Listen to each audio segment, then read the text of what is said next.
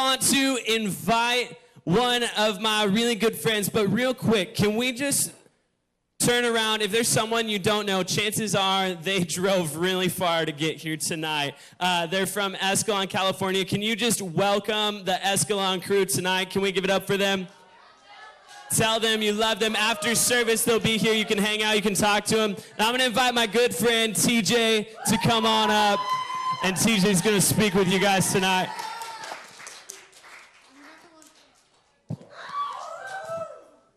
Am I on? Oh, hey. What's up, guys? Man, I am so excited to be here tonight. And Taylor is making me look like a super boring youth pastor. Because that sounds like you guys have like a bunch of really awesome stuff going on down here. Yeah. One of my kids turned around, he's like, we need to have house parties. I'm like, you run the ministry, Christopher. Okay, so anyways, I am very excited to be here tonight. Yeah, Taylor and I are good friends. Taylor and I, we actually used to go to youth group together. And we talked about how he was really cool because he was in a band, and I was really cool because I was in a band, but we never hung out while we were at the youth group. But now that we're not in the same state, I just love this guy, and I miss him every time, you guys come down and hang out with us. I really do. I just want to say you guys are super lucky to have him as a youth pastor. You are, yeah. You can cheer for him because he is awesome. He is awesome, and he has such a heart for ministry, and I love that about Taylor. I think it's amazing. And I think sometimes, my kids see him, and they're like, this guy's super nice. Like, why are you so mean? And that's okay. That's all right. I can live with that. I just passively, aggressively take it out on Taylor every once in a while. But I'm excited to be here tonight. I'm excited to be here because what I love to do more than anything else in the world is share the gospel of Jesus Christ and talk about how he's affected my life and talked about how he's changed my life. I'll give you guys a little background. We are from Escalon, California. Me and my youth group. Yeah, there's like 10 of us here right now, I think. And in case you don't know where Escalon is, that's okay. It's like a little blink of a town that has more churches than stoplights, and it's pretty awesome. But we came all the way from Escalon to come here and to minister and to do God's work. And we're excited to do that. And I think it's so cool to be able to come here and spend a night with the youth of Yakima. I think you guys are so cool. I think that you guys have got a great facility here. You've got all the stuff here. You have all the tools here to be able to get people to come here and build a relationship with you and then build a relationship with Jesus Christ, which is awesome. So I guess we'll get to my message. I'll stop bragging about how cool you guys are because I'm just blowing up your ego. I know you're like, no, please, go on. But anyways, I'm going to pray real quick because I don't want to mess this up. So you guys go ahead and bow your heads with me real quick. Heavenly Father, I thank you so much for the opportunity you've given us tonight, Father, not to just receive your word, not to just go after you, not to just get a better picture of who you are, God, but that you gave us the opportunity tonight to come here and to just exalt you and just to love on you and just to receive that love that you have for us. I pray tonight, God, that out of my entire message that not an ounce of it would be TJ, Father, but that it would be all you. God, I pray that every part of this message, every word out of my mouth, every thought that comes through this little brain of mine is going to be yours. I thank you, I love you, and in your name, amen. All right, before I get into my message, I'll give you guys a little background about me and who I am. My name is TJ or Todd. Yeah, depending on what you call me. I was TJ, then I got married, and my wife's like, you need a grown man name, so now I'm Todd. So call me what you want. I was born and raised in the church. I was a church kid. I had a mom and dad who brought me there every Sunday. We were there for Royal Rangers. We were there for every event that was going on down there. I was there. And growing up in the church is kind of a cool thing because you have this really good foundation, but it's also kind of a double-edged sword because you don't really get to know what it's like to truly need Jesus in your life, which is hard. Because I'm going to tell you guys, my youth pastor, Arnie, I don't know if any of you guys were here Sunday night, but if you were, he's that crazy bald guy that was up here. That's my youth pastor. Well, he was my youth pastor, and now I've kind of taken over that. But he was the guy that had the story. He was the one, he went to prison, and he was at the very bottom. He was at the lows of the lows, and he found Jesus Christ, and it turned him around. For me, it was a little bit different.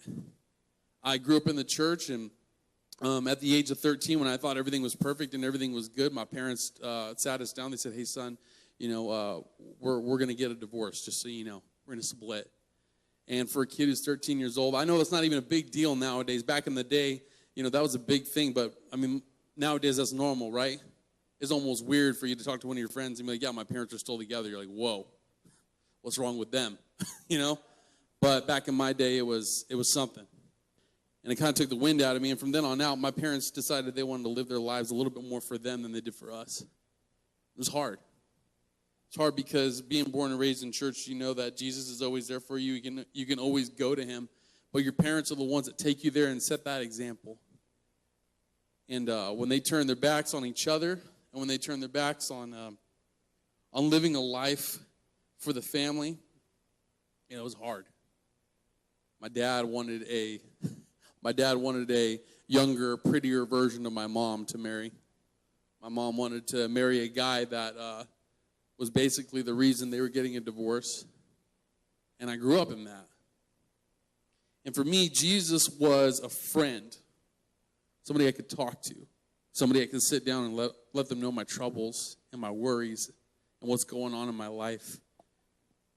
But it never quite hit home for me. Because that's the amazing thing about being a church kid is that you've got just this slow burn of Jesus in your life. And sometimes that can just be snuffed out so easy. So how did I become a youth pastor? You're like, this is kind of dark. How'd you get here? How did I become a youth pastor? Well, the one thing that saved me during that time is I went to my youth group. I went to my youth group every single Tuesday when my parents were going through the divorce, when they were split, when I was having bad days. I didn't stop going to church because as soon as I would stop going to church, I was going to stop receiving what Jesus had for me. I was going to stop receiving that hope and that grace and that love that he wanted to give me. Because I know that some of you guys in here have had your bad days. Like you'll go home and you've had just a rough day at school. Or you've had a rough day with your parents or whatever it is. And you're like, you know what? I don't even want to go to youth tonight. It's just too much work. I just want to sit at home and mope, right? We all get there, right? Everybody be honest. When you're mad, you don't want to go see people and be cool. You just want to sit in your room and sit on your phone and tweet about it and subtweet so people know that you're angry, but they really don't know that you're angry. And you just want to sit at home and mope. But you can't do that. You guys can't. I'm telling you right now, that is going to get you into a pit that you're not going to be able to get yourselves out of. What you guys need to do is when your life is rough, when things hurt, when it's painful to get up and walk, when you have that kind of hurt going on in your life, you need to walk yourself down to church. Not because there's anything holy about these walls, but because there's people down here that want to know what's going on with you and want to love on you. Like Taylor, Lindsay, all these other great leaders that you guys have here, they want to be here for you and listen to you. So that's what saved me. I went to youth, and I got to know Arnie, and I got to know what it was to be a youth leader, and I just went there, and I just went, and I kept receiving what God had for me, so that even though when my parents didn't want to do stuff to show me that they love me, when they didn't want to do things to be selfless, I knew that they're not my hope. My parents don't define who I am. They don't define my future, and they don't define my relationship with Jesus. I'm the one who defines that, depending on how much I want to put into that relationship with him. So over the years, I got to kind of work under Arnie for a little bit as a youth leader. And you guys ever hear that theory that if you put a frog in boiling water, he'll jump right out, right? But if you put a frog in cold water and you turn on the heat and you just let it slow boil, he'll sit there until he boils to death. That's how I got into youth ministry. I boiled to death until I was a youth pastor, and then I'm like, whoa, I'm here. This is weird. I have a microphone and stuff, and it was super cool. And I was happy, and I'm doing what I love now. Because I really, really do love spending time with people that were exactly where I was at when my life was rough. And I'm not saying that to be my life was tough. My life was the toughest it was out there, and I'm not saying that. You guys are dealing with things now that I would have never had to deal with in high school and middle school, honestly. I work at a youth center in Escalon. I can't even believe the stuff that middle schoolers go that comes out of their mouths. Will you kiss your mama with that mouth? Are you kidding me? Dang. Who does that, right? So, what does this have to do with you guys? All right, so that's me. That's my background story. That's why I'm here. There's a lot more to it, and if you want to know more about my life, come talk to me, but we're going to get into the Word. Because Taylor said something that I really love the other night. He said, during my sermons, I talk about Jesus because that's what I think is important, and that's what I think these kids need to hear. So I'm going to talk about Jesus tonight. So if you guys have your Bibles, go to John chapter 5, verse 16. Who's got their Bibles? Raise your hand. All right, cool. The rest of you guys can just hope and pray. I'm not lying to you right now. I can just say whatever, and you'd have no idea. Like, and Jesus ordered a Big Mac, and then he said, and you would have no idea. You can't even cross-reference that. John chapter 5. We're in verse 19. And it's going to read like this. So because Jesus was doing these things on the Sabbath, the Jewish leaders began to persecute him. Now, to give you some background information, Jesus was healing people on the Sabbath. And the Pharisees, that's these people who were these holier-than-thou leaders of the religion at the time, they were mad at Jesus because he was doing good work and they didn't like it.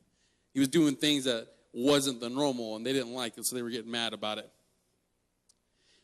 In his defense, Jesus said to them, my Father is always at this work, or at his work, to this very day, and I, too, am working. For this reason, they tried all the more to kill him, not only because he was breaking the Sabbath, but because he was even calling God his own Father, making himself equal with God. Jesus gave them this answer, very truly, I tell you, the Son can do nothing by himself. He can do only what he sees his Father doing, because whatever the Father does, the Son also does. For the Father loves the Son and shows him all he does. Yes, and he will show him even greater works than these, so that you will be amazed. Pause. Jesus says, listen, let me tell you something about me. I only do what my Father has done already. That's the relationship that Jesus Christ had. See, the crazy thing about Jesus, like I told you guys, is Jesus was my friend growing up. But it took me a while. It took a while to get those gears turning for me to start to realize that Jesus was not just this dude that I could talk to and feel better about. He's way bigger than that. He is God, came down from heaven to this earth. That's super cool to me. I tell my youth kids all the time, if I could be there for the beginning of the universe, that'd have been awesome. I'm a huge Bible nerd. So if I could have been there when God was like, let there be light, and just boom, there was light, I would just lose it. I would be like, if there's just a football stadium full of me's, I would just be doing the wave. I'd be all excited about it. That's how I am. And what Jesus says here is, listen, I can't do anything by myself. I need the Father. And why does he say something like that? Because he wants to set an example for you and me. See, when Jesus came down to this earth, guys, he wasn't just here. He didn't just live this holier life that we all couldn't follow. He didn't just go down this path that we all couldn't take. He walked the walk and he talked the talk. You guys get what I'm saying? Jesus said to you and me, listen, you can't do anything by yourself. So let me go ahead and dispel that rumor for you guys right now. You think you're tough? You think you're hard? You think you're going to be able to go through your life and do this all by yourself? I'm telling you right now, you are wrong. Sorry. My hurt. No, you don't know me.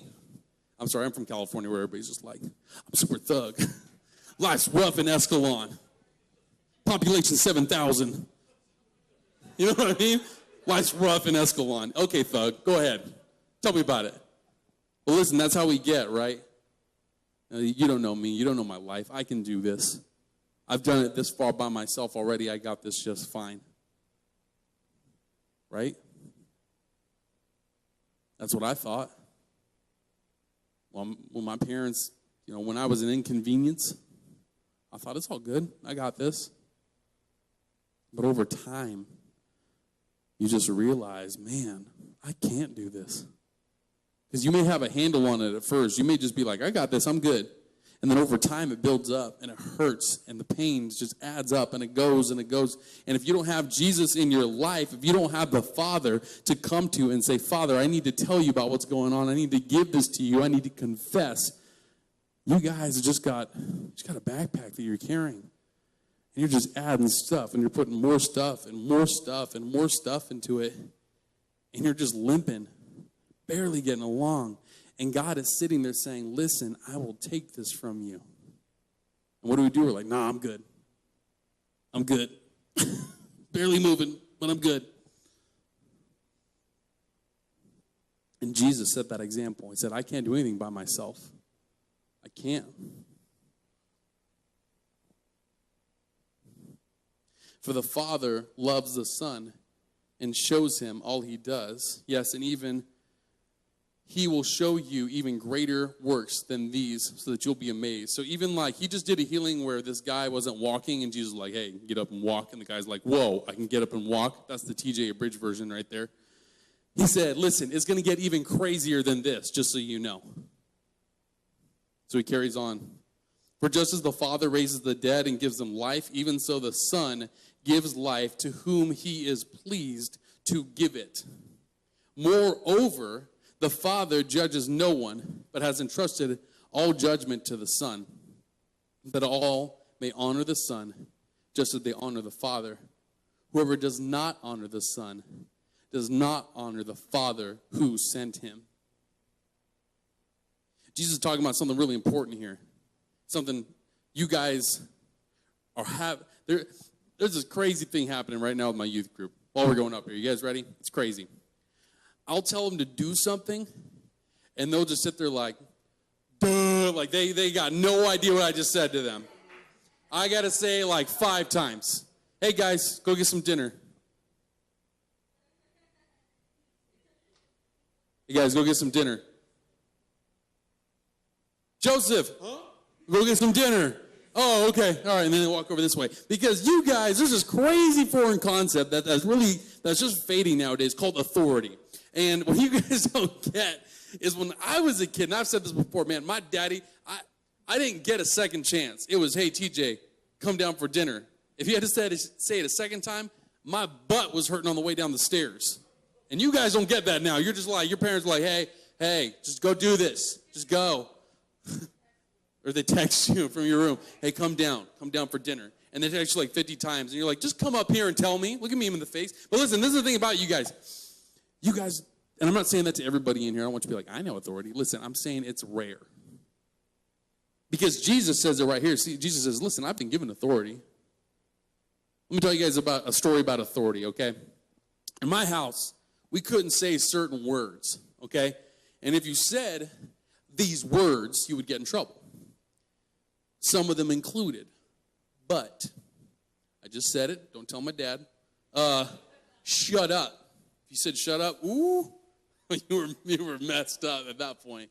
And the list goes on. I couldn't say fart, by the way, growing up. That was another one. I know. You're like, really? Fart? I know. But listen, there were these words. But no matter how ridiculous it was, my father and my mother said, listen, these are the words. If you say them, you'll get in trouble. And their authority, the authority that they have over me, I will listen to that. Plain and simple. I don't question it. That's how it works. So one day, my brother was outside doing yard work, and he was like, maybe like 8 or 9, and these 2 girls from across the street, they were just picking on him hecka bad. They're just like, because they knew he was in trouble. That's why he did yard work. My brother just do yard work for fun. Like his butt just been busted like 5 minutes before he was doing this. So he's out there pulling weeds.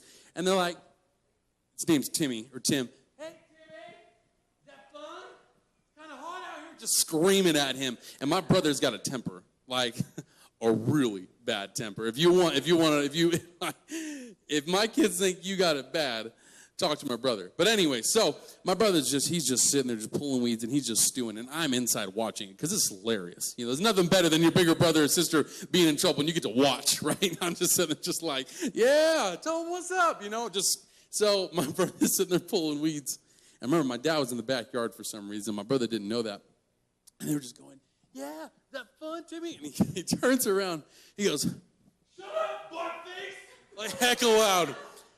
He used 2 bad words. You know what I mean? Like, I was like, inside, I got instantly quiet. Like, he was like, shut up, blackface! And I was just like, and from the backyard, man, my dad, actual mom, just like, Timmy! Like super loud. And my brother was instantly like, oh no. Like he knew right then and there. The wind left him. He was pale because he knew he was going to get in trouble. He knew what was coming because my dad had the authority over him. He had that. It was so funny. I mean, I can't even get it across. I still hold it up. I still hold it against him. I'm 26. He's a 30-year-old man, and I'm like, remember, shut up, butt face? You know, like he'll just lose it. But that's the thing about authority. Listen, you guys in here, when I was your age, Jesus was a friend, but he didn't have authority over me. I watched what I wanted to watch. I said what I wanted to say. I did what I wanted to do. And when I would feel bad about doing some of those things, I would come to Jesus and be like, hey, man, like, this happened. Sorry, I got to keep an eye on time.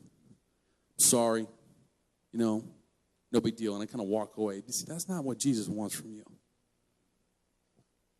He says it right here. I love this. Moreover, the Father judges no one, but has entrusted all judgment to the Son, that all may honor the Son just as they honor the Father. Whoever does not honor the Son, Jesus, does not honor God who sent him. Very truly I tell you, I love just when he goes into these. Very truly I tell you, whoever hears my word and believes him who sent me has eternal life and will not be judged, but has crossed over from death to life. Very truly I tell you, a time is coming and has now come when the dead will hear the voice of the Son of God, and those who hear will live. For as the Father has life in himself, so he has granted the Son also to have life in himself. Here's a good one, guys. This is the last one I'm going to read. And he has given him authority to judge because he is the Son of Man. Jesus doesn't have authority just to lord it over you, okay? He's not just like looming over you. He's not just like, go ahead, sin. Do it. He's not sitting there wanting to flex over you. See, the thing about Jesus is this. Jesus came down to this earth, and he didn't live this life that's unlivable. He walked those steps so you and I could follow right behind him. The reason that God has said, Jesus, you can judge, I give you authority to judge, is because Jesus has been where you and I are at. He was hungry. He was thirsty. He was angry. He dealt with our emotions. He dealt with everything that you and I deal with, which doesn't make Jesus like any other religion out there, which is what I love about the Bible. It's the world's longest love letter. It's the only book where the author is in love with the reader. You guys get what I'm saying? He didn't come here just to wow you and me with these cool miracles, like, oh, look what I can do with bread and fish. It's cool, right? He was here because he said, you know what? I have been where you're at. A lot of people forget. Jesus wasn't born like a 30-year-old man with a beard. He didn't come out that way. He was a teenager. He was young. I imagine Jesus and Mary probably had it out a couple times. I'm just being real right now. Jesus, come to the table. And he said, I'm working on this stool right now. I'm a carpenter. I don't know what he did when he was younger, But he had that. He had, he had the conflicts and the relational stuff going on, but he didn't sin. He didn't mess up. He didn't fall short, which is hard because we're like, I can't be Jesus. I can't never fall short. He's not asking for perfection. He's asking for progression. He's asking for direction from you guys. And it's not just a friend asking you guys to improve this. Because you know what, guys? You could have a friend, and I could have all my friends tell me, hey, you shouldn't do this, hey, you shouldn't do that. That didn't mean squat to me. Well, my dad said, you do not do this. I said, yes, sir. But the difference is nowadays, some of you guys don't have that. Some of you guys don't have that parent in your life to tell you, this is it. This is the end of the line. Done. Right? Worship team, you guys can come up now. Some of us don't have that in here. But you know what? You may say, I don't have a parent who wants to do that. I don't have a parent who wants to be that involved in my life. Listen, TJ, I don't care how far you've traveled. I don't care what you've gone through. You don't know me and you don't know my life. And you're absolutely right. I don't. But I know that if you're here sitting in these chairs tonight, there is a Father who wants to love you, who wants to reach out to you, who wants to spend time with you, who wants to tell you how amazing you are, who has written you a long love letter, who's told you you're special, who's told you that you're beautiful, who has told you that you're gifted, And he's done all these things, not because he's trying to lure you into doing something or to butter you up. He does it because he truly, truly loves you.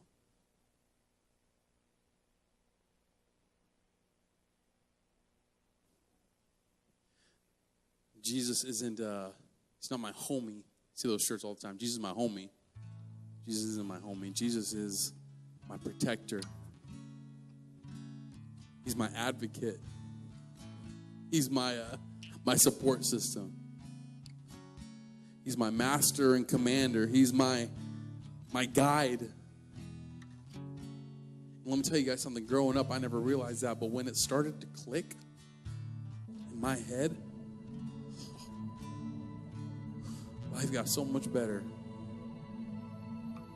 It didn't get easier. I'm not going to say life gets easier once you guys accept Christ. That is not something I'm going to say from here because the Bible never says that.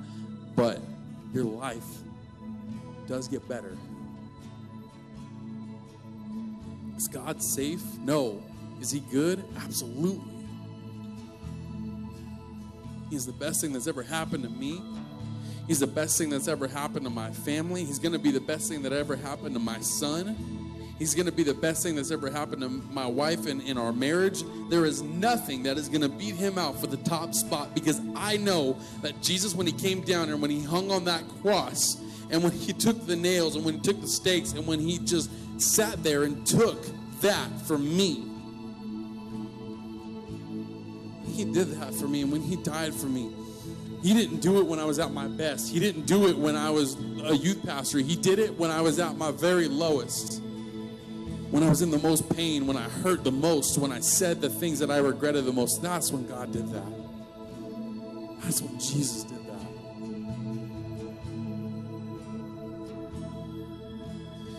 If you guys don't hear anything tonight from this weirdo from Cali, hear this. Jesus just loves you so much. And he loves you to a depth that you'll never truly understand. But I recommend you try to get there.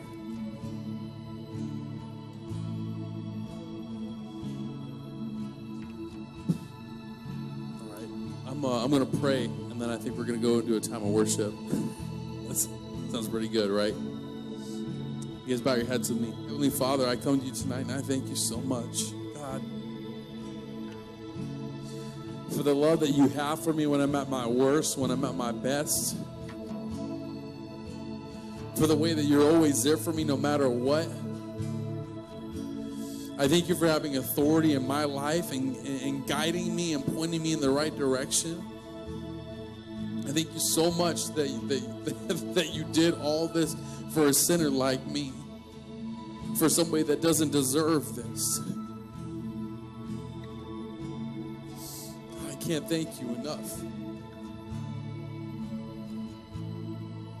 And tonight I pray that love, God, that grace, that wonderful, powerful, unstoppable passion that you have for us, I pray that it will rest on every heart here tonight. That the hearts that have been hardened because of abuse, pain, and hurt, God, that tonight that they would soften up just a little bit. That they would be able to receive what you have for them. That they would be able to be changed by your love tonight in a way that they couldn't explain. God, I thank you. I love you in your name. Amen. So